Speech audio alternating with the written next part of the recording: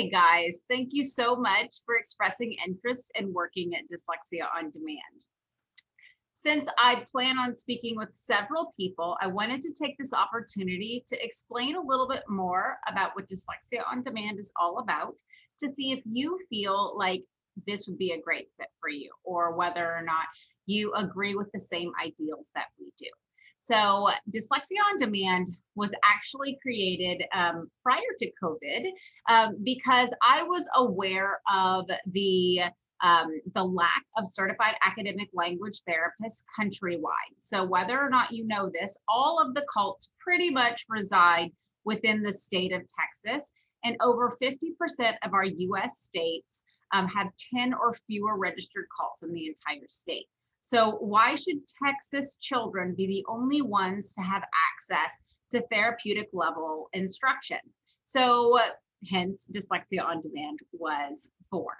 So our aim is to reach as many children as possible so that the word of a therapeutic intervention starts to grow and spread. And the more that there is an awareness, the more that we can train more and more cults so that all kids can have access to the same level services that they do in Texas and Arkansas.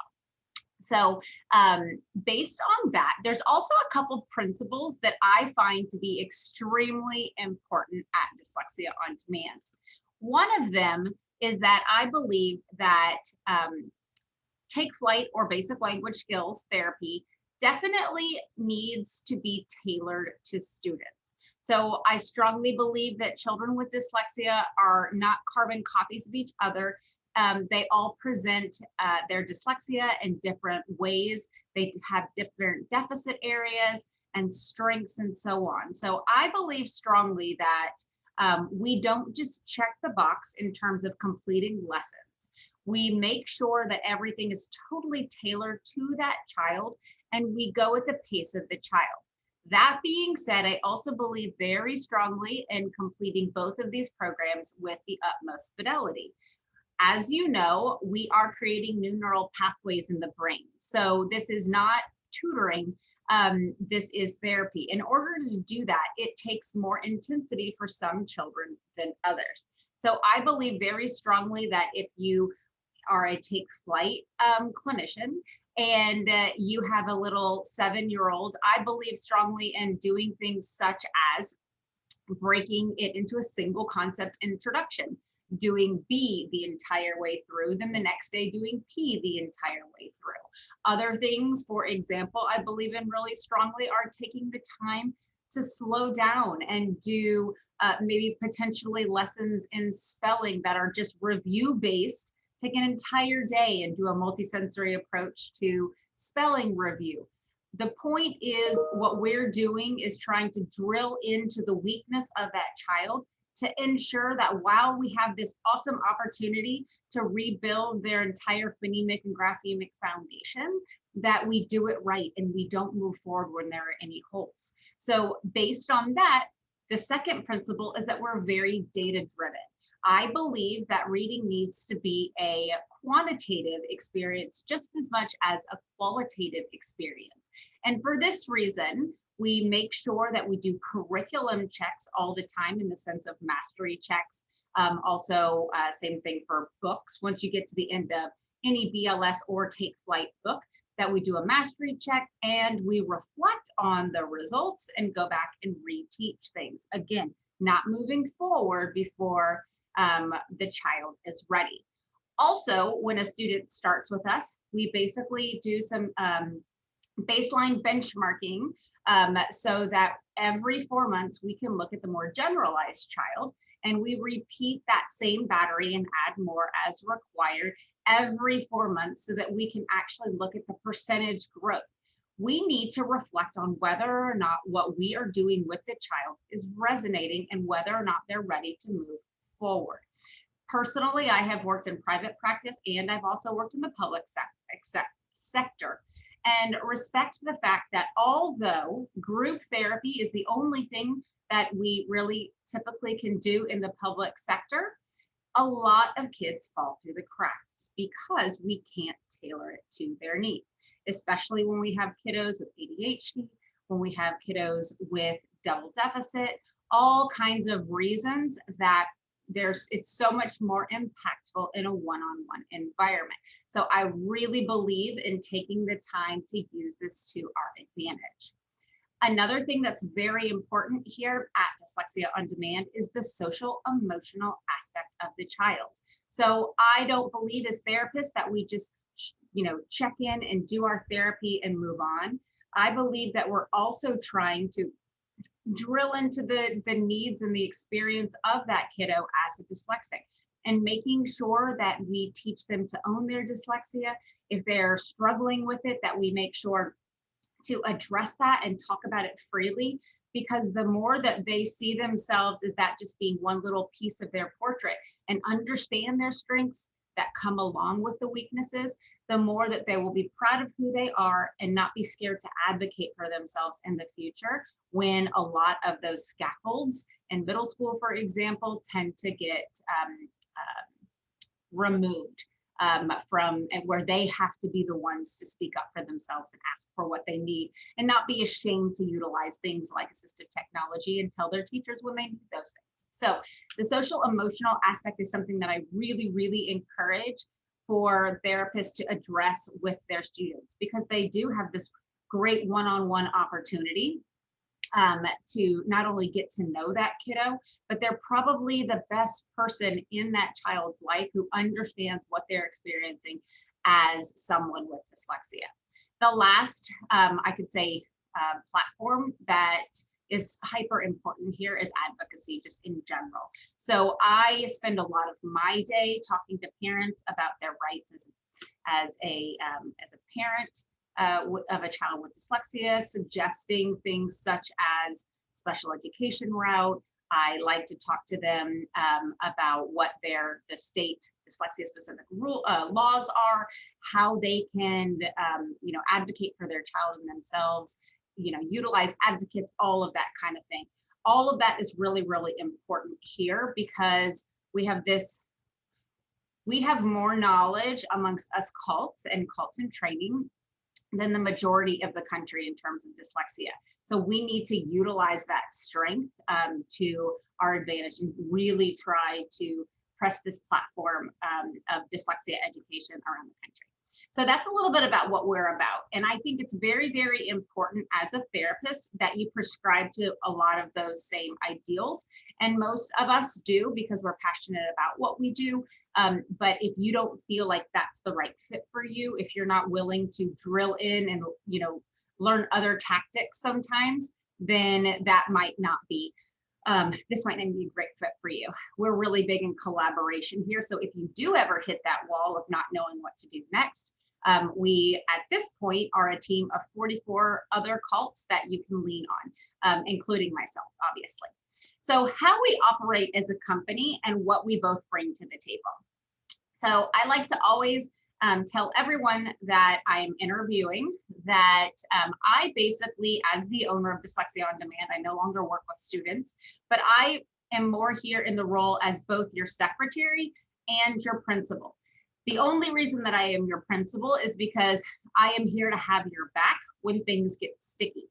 If you've never been in private practice before, a lot of times you're the one who has to have the difficult conversations with parents about things such as billing, and whether or not they're following through. That's just one example. So, or if at any time parents are questioning you as a professional, that kind of thing, I have the opportunity to step in and be that person for you. Also, when they're asking a lot of specific advocacy questions, I also can step in. I am not here to micromanage you. I believe very strongly that there is a reason that the rigor to become a cult is so high. And as a result of that, I feel complete and utmost confidence in my cults and in my staff, my team. So just so that you know, I am not here to read between the lines and second guess all of your lesson plans and that kind of thing. That's not the principal role. My secretary role is that I do all of that yucky stuff, or my office team does all of that yucky stuff that we don't enjoy as therapists, such as all the paperwork, all of the contract development, all of the scheduling, all of the trying to acquire your own private clients, which often can be the hardest piece of it all. What we like to do as therapists is just get in there and connect with the kids, but all the other stuff tends to take up a lot of our time. I take that all off of you. So myself and my office staff are responsible for doing things such as ordering the books, providing the materials for your students, completing the contracts, sending out all the extra materials that are needed every single week to your parents, and doing a lot of the communication with the parents. So the idea is that we take all of that off of your plate. We also obviously train you here. Not everyone is as well versed in the virtual arena, and we provide you with tons of materials, not only software and what we consider to be the magic equation of hardware, but we also here at Dyslexia On Demand have a huge database of materials, additional materials that you can pull from. We have all of the BLS and Take Flight materials in PDF form, in electronic form, along with just a ton of extra supplemental things. And all of that is growing on a regular basis. So it's a great opportunity to learn about other things that are out there. Besides that, I'm blanking now on what to tell you, your responsibilities and what you bring to the table. So in theory, you are going to provide us with the number of students that you can take. It can't be less than 2 because it's not cost effective for us. But once you commit to those 2, you tell us what times a day you're interested in working. I can tell you whether or not that's an attractive time that tends to move fast, but it's really all up to you as to what you want to do. We have some therapists who work as little as 2 students. We have some therapists who take as many as 8 students. So our job is to provide you with those students and front the cost for the marketing and the website and all that kind of stuff, so that you do have that steady stream of students. So besides that, you are there to be the wind beneath our wings, to be the magic in Dyslexia On Demand, because you're the one who brings the therapy. You're the one who brings those connections with the students. So besides that, weekly, obviously, we can't do things like your lesson plans. You're the one who knows the students the best. So weekly, everyone in the company has a template lesson plan that they fill out for that student, and they submit it to us by a certain time at the end of the week. Our job is to then look at that lesson plan, load up a Google Drive for the students, get everything ready and do that turnover so that you can just show up on Monday morning after you've completed the previous week's lessons, and the student is there and prepared with all their materials. Besides that, the only other 2 things that we do require is there is a sheet that everyone fills out in the company also, with just some anecdotal notes about the session. So that can be things such as reminders to yourself, what spelling words we worked on, what decks we did that day, and so on. But I would suggest that you also write it, those type of notes, but also add, just some positive or negative feedback about the progress of the child, their behavior, that type of thing. Because the other thing that we do require bi-weekly actually is communication with the parents. Parents, we want them to feel equally invested in this process. This is a really important commitment that they're making to their children, and the more that they feel vested, the more that they're probably going to jump in there and do the homework and do all that extra work that's going to make that much more of a difference for the child. So we ask that you communicate with the parents every 2 weeks, along with obviously those testing results when they come up. So my suggestion to you is that you take those anecdotal notes that you're required to submit to Dyslexia On Demand.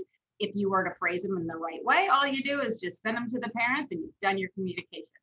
So that's about it for how we operate as a company, what we bring to the table, what you bring to the table. And then lastly, and probably most important to everyone, if you're not aware of this already, you are a contractor. So we do not provide benefits here. We do pay you weekly.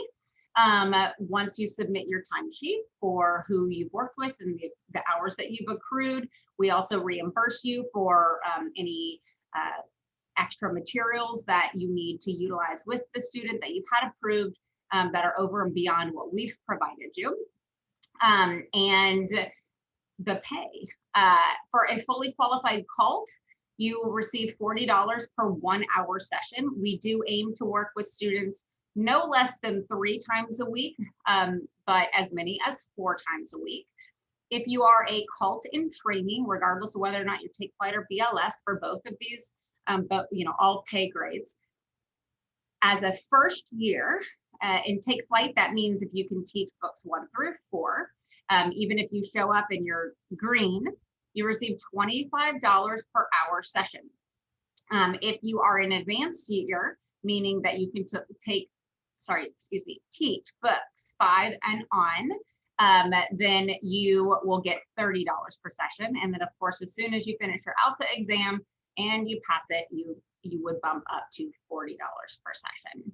I'm trying to think what else you are reimbursed for things such as preparation of 4-month assessment results, that kind of thing. We make sure we value your time, and we really value as a therapist, and we want to show you that. So that's about it. If this is of interest to you, then I really look forward to speaking to you and learning more about you and answering any questions that I did not answer in this video. And I look forward to connecting soon. Thank you.